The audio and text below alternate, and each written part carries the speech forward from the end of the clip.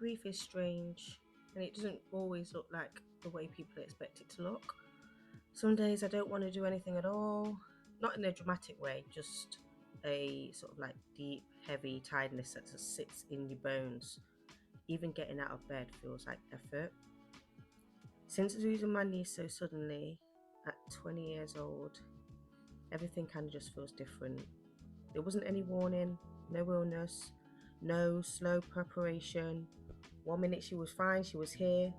The next minute she was ill and she was taken from us. And my mind just can't seem to make sense of that. And the bittersweet thing about it is life goes on and it has to go on without her.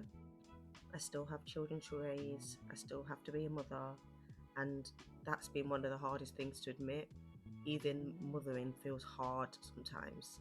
Not because I don't love my children, because I love them immensely, but because the grief is just draining in ways that you kind of don't see coming.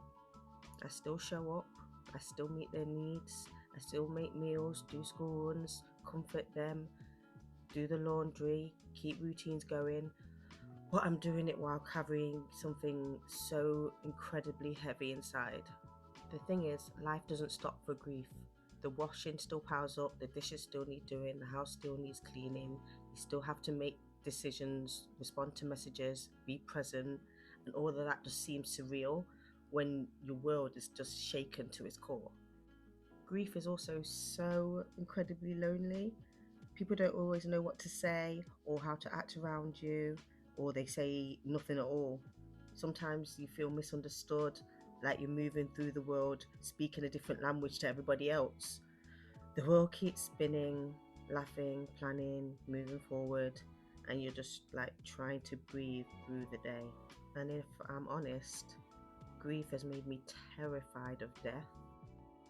My babies, losing someone so young with no medical history, no signs, it kind of changes how I see the world, and it just reminds me how fragile life really is. Like there are days where the world doesn't make sense anymore, when there's just so much uncertainty, fear creeps in quietly and it just sits there in your heart. And in the midst of all this, I'm trying to keep my faith. Some days I feel strong, other days I feel fragile, but sometimes faith doesn't always look like confidence. Sometimes it's just choosing to keep going, one breath at a time. So if you're finding it hard too, you're not weak. We did it today, and we're going to do it again tomorrow for those that can't do it anymore. And if all you did was survive today, that's enough.